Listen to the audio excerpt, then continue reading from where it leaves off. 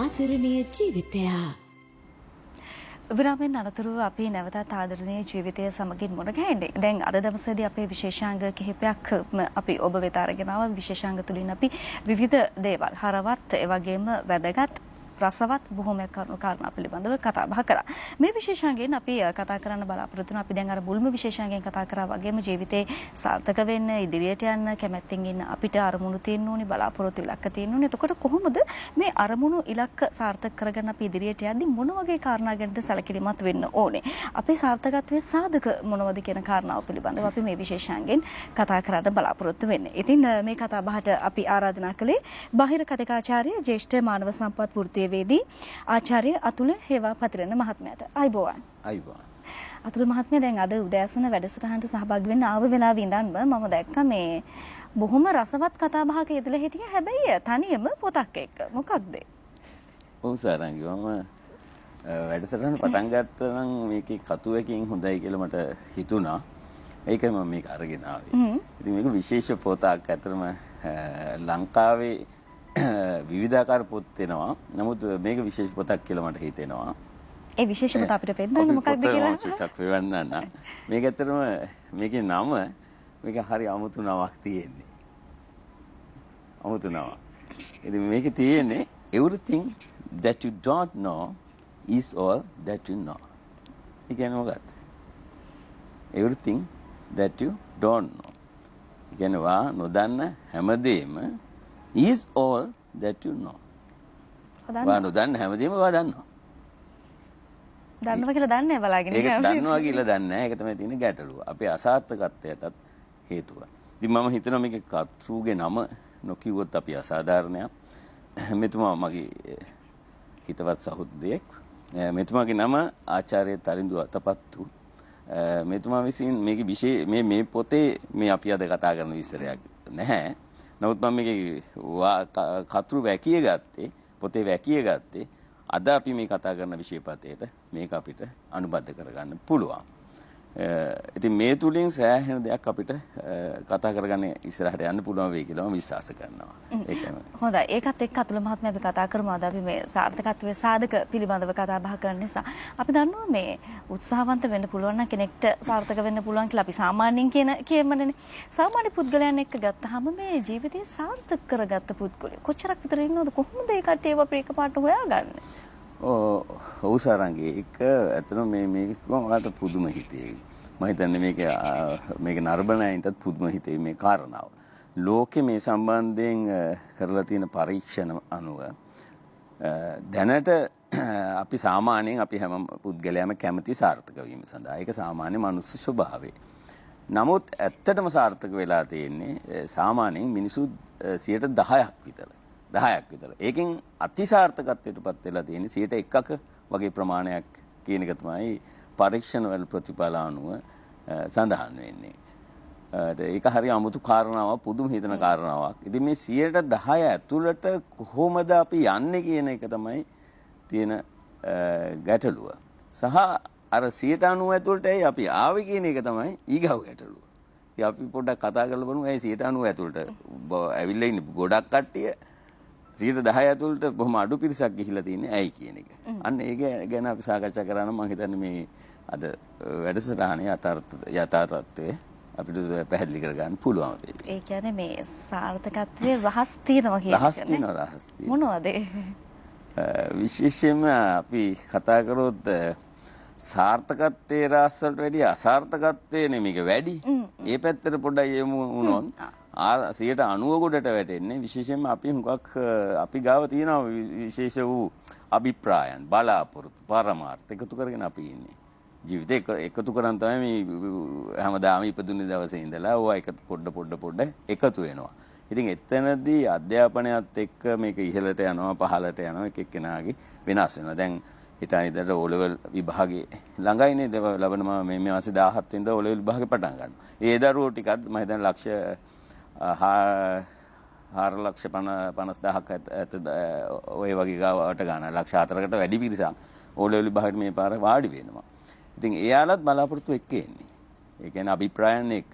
නමුත් යම් පුද්ගලෙක් ඕකෙන් පල්ලෙහාට වැටෙන්න හේතු කාරණා තියෙනවා. ඒකට විශේෂයෙන්ම හේතුව එකක් කමිට්මන්ට් එක අඩු එක. කැපවීම අඩු වීම.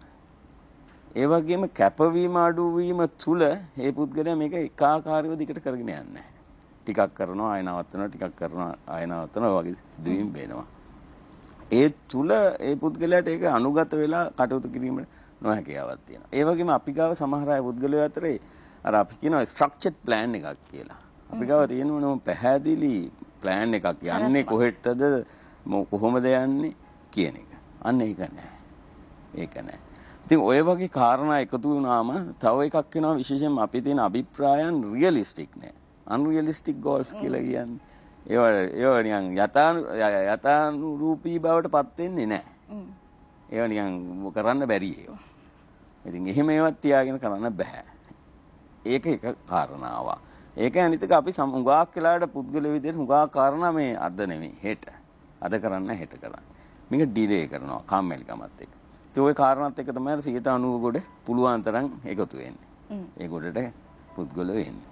ඒ කියන්නේ අපේ අසාර්ථක වීමට බලපාන හේතුව ඒ විදිහට තමයි අපිට කියන්න වෙන්නේ. දැන් යමු සාර්ථකත්වයට. අනුප්‍රතිහාරයක් තිබුණේ හැබැයි එතන රහස් ගොඩක් ඇති. ගොඩාක් තියෙනවා රහස්. ඉතින් ඇත්තටම අර මම අර පොතේ කතාව කියන්න පටන් ගත්තේ ඒකයි. එතනදී ඒ කාරණා අපි දන්නවා. දැනගත්තට අපි ඒ කාරණා වලට අනුගත වෙලා කටයුතු කරන්න. ඒකේ තියෙන ගැටලුව. අපි කාරණා දන්නවා. කාරණා නොදන්නව නෙමෙයි හැමදේම දන්නවා. නමුත් ඒකට අනුගත වෙන්නේ. ඉතින් මේක පොඩ්ඩක් නිතර මතක් කරලා දුන්නොත් පුද්ගලයන්ට ඒකට අනුගත වෙලා වැඩ කරන්න බැරි කමක් නැහැ. කරන්න පුළුවන්. ඉතින් ඒකෙදි විශේෂයෙන්ම වැදගත් වෙන්නේ තමන්ගේ පුරුදු habits. අන්න ඒවා හදා ගන්න ඕනේ. habits හදා ගන්න ඕනේ. habits හදාගන්න නිකම් බෑ. ඉතින් එන අපිට මොකක් හරි පුරුද්දක් හදාගන්න ඒකට අපිට යම්කිසි පැෂන් එකක් තියෙනවා. මේක අපි කරනවා. මේ විදිහට කරනවා. දැන් අපි O level විභාගය ගමුකෝ. O level මේ සැරේ තියෙන විෂයන් ටිකට ඒ තමන්ගේ සමාර්ථ ටික ලබා ගන්න ඒකට තියෙන ඕනේ පැෂන් එක. ඒකට අනුගත වෙලා වැඩ කටයුතු.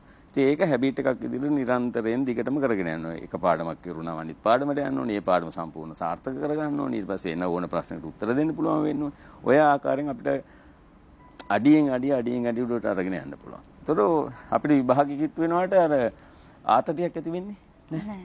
ආතතියක් ඇති වෙන්නේ නැහැ. ඒක එක කාරණාවක්. ඒ කියන්නේ අපි පොඩි සැලැස්මක් එක තමයි මේ ගමන යන්නේ. සැලැස්මක් තියෙනවා. සැලැස්මක් අනිවාර්යෙන් තියෙනවා. ඒ වගේම අපිට ගොඩාක් පුද්ගලයන්ට නැත්තේ අපිට ඩිසිප්ලින් එක ගන්න. ඩිසිප්ලින් එක ගන්න. අපි මෙහෙම වෙනවා හෙට වෙනට වෙනස් වෙනවා. ඩිසිප්ලින් එක කියන එකත් හුඟක් වැදගත්. ඩිසිප්ලින්. අනිත් එක මේ අපේ මයින්ඩ් පවර් එක හුඟක් වැදගත් ඊගව කාරණාව. අපිට තියෙන්න ඕනේ අපිට හැමෝටම මයින්ඩ් පවර් එකක් තියෙනවා. ඒ මයින්ඩ් පවර් එකේ මයින්ඩ් ෆුල්නස් එකත් එක මේක කරගෙන යන්න ඕනේ. හැම වෙලෙම මේක ගැන හිතලා අපි මේකට අනුගත වෙලා අපේ අරමුණට පරමාර්ථයට අභිප්‍රායට ටාගට් එකට යන්න ඕනේ. මේ සාර්ථක වෙච්ච පුද්ගලයෝ ලෝකයේ විදිහට තමයි ගිහිල්ලා තියෙන්නේ. ඉතින් මම කැමති කතා කරන්න විශේෂයෙන්ම කාර්යකාරණාගතම ගොඩාක් තියෙනවා. අපි මේක සමරි එකක් වගේ කතා කරොත් දේශි මෙතන කාල වේලාව අනුව අපි කාරණා 5ක් වගේ ප්‍රමාණයක් කතා කරා නම් සාමාන්‍යයෙන් මම හිතන්නේ ඇති මම මේ කාරණා 5 ඇතුලේ කොහොමද මේක කරන්න කියන එක මම හිතන්නේ වැදගත් විදිහට වැදගත් වේවි කතා කරොත් එතකොට හුඟක් දේවල් පැහැදිලි වෙයි. හොඳයි. එහෙමනම් අපි අතුල මහත්මයාත් එක්ක කතා කරමු සාර්ථක වුණ පුද්ගලයන් සතු වුණ සුවිශේෂී පුරුදු 5ක් ගැන. මොනවද මේ සුවිශේෂී? ඔව් මම පළවෙනි පුරුද්ද විදිහට ගන්නම් ඇත්තටම අපේ තියෙනවා පුද්ගලයන්ගේ මම අර මයින්ඩ්ෆුල්නස් එක ගැන කතා කරානේ. මයින්ඩ්සෙට් එක. ඉතින් මයින්ඩ්සෙට් එකේ තියෙනවා growth mindset and fixed mindset කියලා දෙකක්. මේ ඔක්කොම පරීක්ෂණ වලින් සොයාගත්ත දේවල්. මේ growth mindset කියලා කියන්නේ මේක growth වෙනවා. මේ මයින්ඩ් එක growth වෙනවා. මේකේ නියුරෝන ගොඩක් තියෙනවා. මේක growth වෙනවා. ඒ නියුරෝන ටික හැම වෙලේම පාවිච්චි කරන growth වෙනවා. fixed mindset වල තියෙනවා එක ගැටලුව. fixed mindset වල තියෙන ගැටලුව එයා හිතන් ඉන්නවා මේක තමයි මට ඉගෙන ගන්න පුළුවන් මේ මට්ටමට විතරයි. මේක තමයි මට ලැබිලා තියෙන රැකියාව. මේ රැකියාවෙන් එහාට මට රැකියාවට යන්න බෑ. මේක තමයි මට ලැබිලා තියෙන වත්කම. මේ වත්කමෙන් එහාට මට වත්කමක් ගන්න බෑ. ඕන ඕක තමයි පික්ස්. ඒ කියන්නේ එයාගේ විශ්වාසයක් තියෙනවා මේ විශ්වාසය මෙච්චරයි මෙතින් එහාට යන්න බෑ කියලා. හැබැයි අපිට පුළුවන් නම් ඕනේ විශ්වාසය වෙනස් කරගන්න. ඒකට ප්‍රතිමානයක් ගොඩනගාගෙන විශ්වාසය වෙනස් කරගත්තා නම් අන්න ඒක තුලින් අපේ වටිනකම වැඩි වෙනවා. අනේ වටිනකමත් එක්ක අපේ තියෙන වටිනකම කියන්නේ values වෙනස් වීම තුල අපේ attitude එක වෙනස් වෙනවා. ආකල්පමේ වෙනසක් වුණේ ගමන්ම අපේ හැසිරීම රටාව වෙනස් වෙනවා. ඒක තුල අපිට අර ෆික්ස් මයින්ඩ්සෙට් එක චේන්ජ් කරගන්න පුළුවන් growth mindset එකට. ඉතින් growth mindset එකක් මේ mindset එකක් තියන පුද්ගලයෙක් වුණොත් ඒ පුද්ගලයාගේ හැම වෙලෙම growth එකක් තියෙනවා. growth එකක් තියෙනවා. ඔකට බොහොම ලස්සන ඉංග්‍රීසි කියමනක් මට මතක් වුණා මම මේක කියන්න. ඒක කියනවා master of your fate. master of your fate. captain of your soul කියලා.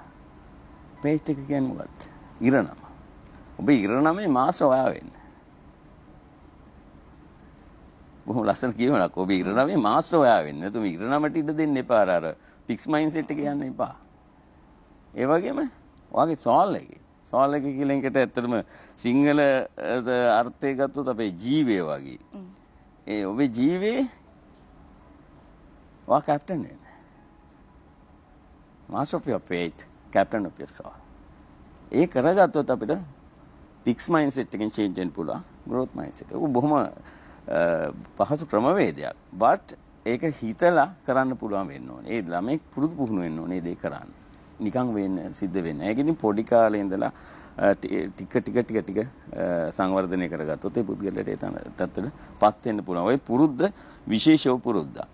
තව ඇත්තටම මම මේ අරගෙන ආවා මේ කවුරුත් දන්න කතාවක් තියෙනවා ලෝකේ Apple ආයතනයේ හිටපු ප්‍රධාන විධායක නිලධාරී වරයා ස්ටීව් ජොබ්ස් ලස්සන කතාවක් කියලා තියෙනවා. එතුමා කියලා තියෙනවා the only way to do great work is to love what you do කියලා. ඔයා මොනහරි විශාල වූ කර්තව්‍යයක් කරලා ජයග්‍රහණයක් ගන්න නම් ඒ ජයග්‍රහණයට ආදරය කරන්න ඕනේ කියලා. ඒ ජයග්‍රහණෙත් එක්ක ඉන්න ඕනේ. දැන් කවුරු හරි දරුවෙක් අධ්‍යාපනයේටම කැප වෙලා එක කරනවා නම් ඒකට යන්න පුළුවන්. ඒකට යන්නම පුළුවන්. කිසි ගැටලුවක් නැහැ. තව එක්කෙනෙක් ක්‍රීඩාවට කැප වෙලා ගන්නවනේ එතනටම යන්න පුළුවන්. ඉතින් අපි ඉස්සරහට කතා කරමු මේ ලෝකේ වේගවත්ම මිනිසා උසේන් බෝල්ට්. ඒ එතනට ගිහිල්ලා තියෙනවා. ඩයනල් මෙසි. ඒ තැනට ගිහිල්ලා තියෙනවා. ඒ කැපවීම තුල ගිහිල්ලා තියෙන. ඉතින් ඒක ඇත්තටම ඒකට ආදරය කරන්න ඕනේ. ඒ තමන් කරන කර්තව්‍යයට ආදරය කරන්න ඕනේ. එතකොට අනිවාර්යයෙන්ම ඔය growth mindset එක අනිවාර්යයෙන්ම ඇති වෙනවා. ඒතකොට අපේ විශේෂයෙන්ම අර commitment to learning දිග්ගටම ඉගෙන ගන්න. ඉතින් අපිට ජීවිතේ දැන් මම ආචාර්ය උපාධියක් කරාට මගේ අධ්‍යාපනය නැවතිලා නැහැ.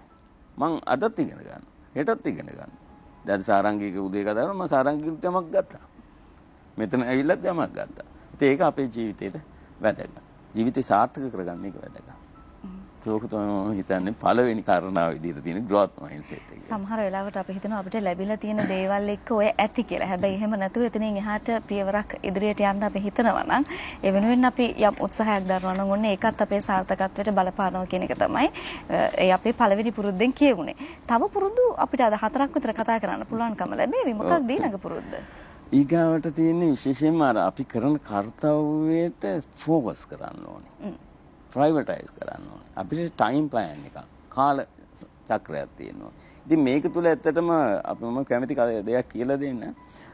අපේ තියෙනවා විශේෂ වූ ස්ට්‍රෙන්ත්ස්. අපේ යම්කිසි ශක්තියක් තියෙනවා. ඒ වගේම අපේ යම්කිසි වීක්නසස් තියෙනවා. දුර්වලතාවය. අන්න ඒ දෙක අපි අඳුර ගන්න ඕනේ. අඳුරගෙන අපේ දුර්වලතාවයන් මොනවද කියලා බලලා අන්න ඒක නිවැරදි කර ගැනීම සඳහා අවශ්‍ය කටයුතු කරන්න. ඒතකොට අපේ සමාජයේ වුණ තරම් ඔපචුනිටිස් තියෙනවා. අපිට ඉටු කරගන්න පුළුවන් ක්‍රමවේද තියෙනවා. ඒ වගේම සමාජයෙන් අපිට විශේෂ වූ පරිබාහිරින් එනවා ගැටලු සාගත තත්ත්ව ත්‍රෙට්ස් එනවා. ඉතින් ওই දෙක බැලන්ස් කරගෙන යන්න ඕනේ. ඉතින් එතනදී අපි අර අපේ තියෙන රාජකාරියට අපේ අභිප්‍රාය ඉටු කර ගැනීම සඳහා අපිට ප්‍රයොරිටි එකක් දෙන්න ඕනේ. ඒ කියන්නේ ඒ කටයුත්තට අවධානය යොමු කරලා අපේ අනිවාර්යෙන් අපේ කාර්යක්ෂමතාවය වැඩි කරගන්න. ඉෆෙක්ටිව්නස් එක වැඩි කරන්න කටයුතු කරන්න ඕනේ. ඕක තමයි කළ යුත්තේ. ඉතින් ඕකේ ලස්සන මේ කතාවක් තියෙනවා 80 නීතිය කියලා. 80 නීතිය කියලා. ඒ කියන්නේ විශේෂයෙන්ම 80ක් ප්‍රතිඵල සාමාන්‍යයෙන් අපිට ලැබෙන්නේ බොහොම විශාල ප්‍රයත්නයක් 20ක් යෙදුවා. විශාල ප්‍රයත්නයක් 100න් 20ක් විශාල වශයෙන් ප්‍රයත්නයක් යෙදුවොත් අපිට 80ක ප්‍රතිඵලයක් ලැබෙනවා. 80-20 රූල් එක. ඒ කියන්නේ අපි යම් කිසි දැන් O level විභාගයේ කරන දරුවෙක් විෂයක් සාර්ථක කරගන්න 80% සාර්ථක කරගන්න අනිවාර්යයෙන් ඒකට 20ක දැඩි කැපවීමක් කරන්න ඕනේ. ඒක පොඩි කැපවීමක් නෙවෙයි දැඩි කැපවීමක් කරන්න ඕනේ. ඉතින් බලන්න මේ ලොකු වැඩක් කරන්න නැහැනේ. පොඩි වැඩක් කරන්න තියෙන්නේ. ලොකු ප්‍රතිඵලයක් ගන්න පුළුවන්. පුළුවන්. අපි ඒත් අය ප්‍රයිවට් අපි කරන්න ඕනේ ටික ප්‍රයිවටයිස් කරන්න නැතුව ફોකස් නොකර කටයුතු කරනවා. අපි වෙන වෙන ඒවාට යොමු වෙනවා. ඒ වෙන වෙන දේවල් වලට යොමු වීම තුල අපිට ඕක කරගන්න බෑ. විශේෂයෙන්ම අපේ කරන කර්තව්‍ය අපි කරන කටයුත්ත ඒක ඇක්ෂන් එකක් බවට පරිවර්තන කරගන්න ඕනේ. අපිට ඇක්ෂනබල් ප්ලෑන් එකක් තියෙනවා. එතකොට ගැටලුවක් නැහැ. ඉතින් මම කාල කළමනාකරන ගැන යමක් කියන්න කැමතියි. අපිට විශේෂයෙන්ම අපිට තියෙනවා ජීවිතේ ඉටු කරගත්තු අරමුණු වල අපිට ඒවයි වටිනාකම වෙන් කර ගන්න ඕනේ. කියන්නේ ඉම්පෝටන්ට් දේවල් වලට පළවෙනි ප්‍රමුඛතාවය දෙන්න ඕනේ. ඊට පස්සේ ඒ වගේම හදිසි ඉම්පෝටන්ට් and urgent ඒවට අපි ප්‍රමුඛතාවය දෙන්න ඕනේ. ඊට පස්සේ අපි ප්‍රමුඛතාවය දෙන්න ඕනේ වැදගත් නැති හදිසි දේවල් වලට. ඊගාවට හදිසි නැති වැදගත් දේවල් වලට. තුන්වෙනි එක වැදගත්ුත් නැති හදිසිත් නැති. මේවට හතරට දැන්. ඒක හතරට දැන් දුන්නාට පස්සේ අර ගානට හැදිලා එනවා. එතකොට ටයිම් ප්ලෑන් එකට වැඩ කරගෙන යනවා. අපි කරන්නේ අර අන්තිම එක මුලට ගන්නවනේ නේද? අන්තිම එක මුලට ගන්නවා. ඒකයි අපි ඔය ටික දන්නවා. දැනගත්තට අපි ක්‍රියාත්මක කරන්නේ. We know those things. කාල කළමනාකරණය කියන එක ඉතාම වැදගත්. ඒකත් එක්ක උන්න දැන් අපේ දෙවෙනි පුරුද්ද ගැන අපි කතා බහ කරා. රසවත් කතන්දරත් එක්ක තමයි මේ කතා බහ වෙන්නේ. එතකොට තුන්වෙනි පුරුද්ද විදිහට මොකක්ද අපි කරන්නේ? ඔව් තුන්වෙනි පුරුද්ද විදිහට ගත්තොත් ඒක ඇත්තටම අර ඔතන තියෙනවා අපි හැම කරන කටයුත්තටම අර ඒ කරන රාජකාරිය අර කන්සිස්ටන්සි ඇක්ෂන් එකක් තියෙන්න ඕනි. ඒ කියන්නේ ඒකෙදි අර තමන්ගේ අභිප්‍රාය ඉටු වෙනකම්ම ඒක වැළඳගෙන දැඩි ලෙස වැළඳගෙන ස්ථාවරව කටයුතු කිරීම. ස්ථාවරව ඒකාකාරීව කටයුතු කිරීම. ඕක තමයි කන්සිස්ටන්ට් ඇක්ෂන් එකක් කියන්නේ. කොන්සිස්ටන්සි එකක් තියෙනවා. ඒකාකාරීව කටයුතු කිරීමක් තියෙනවා. අනේ එතනදී මං කිව්වේ හුසේන් බෝල්ට් ගැන අපි පොඩ්ඩක් කතා කරමු. දැන් හුසේන් බෝල්ට් අතරම අවුරුදු 10කට අධික කාලයක් පුරුදු පුහුණු වුණා ලෝක වේගවත්ම මිනිසා බවට පත් වෙන තප්පර 10කට අඩු කාලෙක. ඒ කියන්නේ අවුරුදු 10කට වැඩි කාලයක් පුරුදු පුහුණු වුණා ලෝක වේගවත්ම මිනිසා බවට පත් වෙන තප්පර 10කට අඩු කාලයකට. කොහොමද මේක වුනේ? එයා අවුරුදු 10 පුරාවට 10ට වැඩි කාලයක් ඇත්තටම ඒ පුරාවටම දිගටම කැප වෙලා ඒක පොඩි කොටස් වලට කඩලා පුරුදු පුහුණුවෙන් වෙලා තමන්ගේ අඩුපාඩු හොයාගෙන අඩුපාඩුවට උපදේශ අනුශාසන අරගෙන ඒක අරගෙන ගියා. ඉතින් ඕකේදී ඇත්තටම ගොඩාක් වෙලාට අපිට ඔය වගේ දෙයක් කරනවට හුඟක් වෙලාට මේන්ටරි මාර්ගෝපදේශනේ හුඟක් වැදගත්. මේ මාර්ගෝපදේශනේ කියන එක සිද්ධ වෙන්නේ විශේෂයෙන්ම ඕක තුල වෙනවා උපදේශනයත් පුහුණුවීමත් දෙක එකතුවකින් තමයි මාර්ගෝපදේශනය වෙන්නේ. දැන් හුසේන් බෝල්ට් ගත්තොත් ඒ දෙකම කරගෙන යා විශේෂ පුද්ගලයන්ගෙන් ඒ තරණයකට ගිහිලා තියෙනවා. ඒ හැකියාව තියෙනවා. හැකියාව තියෙන පුද්ගලයෙක් ඉහළ තත්ත්වයට ගන්න අනිවාර්යයෙන්ම කෝචින් ඕනේ. ඒ වගේම කෝචින් කියන්නේ පුහුණුවීම. ඒ වගේම අනිත් පැත්තෙන් කවුන්සිලින් පැත්තත් කෙරෙන්න ඕනි යම් අවස්ථාවල. ওই දෙක එක්කාසුවකින් තමයි මාර්ගෝපදේශනය ඇති වෙන්නේ. ඉතින් මේක දරුවෙකුට උනත් කරගත්තොත් අනිවාර්යයෙන්ම ගුරුවරයෙක් විසින් ඒ තත්ත්වයටපත් වෙන්න පුළුවන්. අපි අද මේ සාර්ථකත්වයේ හොඳ පුරුදු පහක් කතා කරන්න හිටියේ. හැබැයි අපිට කාලයත් අවසන් වෙලා තියෙන නිසාවෙන් කාල කළමනාකරණය කරගෙන අදට සමුදෙන්න සිද්ධ වෙනවා. හැබැයි අර හොඳ පුරුදු පවත්වාගෙන යන ගමන් හොඳ මාර්ගෝපදේශයක් තියෙනවා නම් අපිට ඉදිරියට යන ලේසිකම නේ. නිසා මම හිතනවා අපේ ආචාර්ය අතුල හේවාපතිරණ මහත්මයාගේ දුරකථන අංකය මතක් කරා නම් හොඳයි මේ වෙලාවේ කියලා කෙනෙක්ට අවශ්‍යයි නම් එතුමාව සම්බන්ධ කරගන්න පුළුවන්. අවශ්‍ය කරන දැනුම ඒ වගේම මේ සියලුම තොරතුරු එතුමාගෙන් ලබා ගන්න, නිවැරදි මඟ පෙන්වීමක් ලබා ගන්න. 077 31 73 590 077 31 73 590 කියන දුරකථන අංකය ඔස්සේ ඔබට පුළුවන් අපේ ආචාර්ය අතුල හේවාපතිරණ මහත්මයාව සම්බන්ධ කරගන්න. එහෙමනම් බාහිර කතිකාචාර්ය ජ්‍යෙෂ්ඨ මානව සම්පත් වෘත්තීයවේදී ආචාර්ය අතුල හේවාපතිරණ මහත්මයාට බොහොමත්ම ස්තුතිවන්ත වෙනවා. අපි තව දවසක අනිවාර්යයෙන්ම ලබන සතිය වගේ මෙහි ඉතුරු කොටස් එක පිළිබඳව කතා බහ කරමු. සුබ දවසක්. සුබ දවසක්.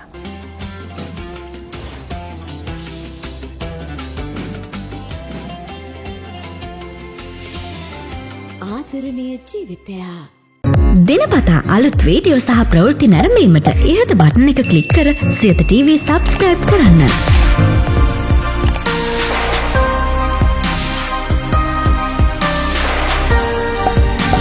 වීඩියෝ ගැන මුලින්ම දැනගන්න මෙම සීනුව ක්ලික් කරන්න.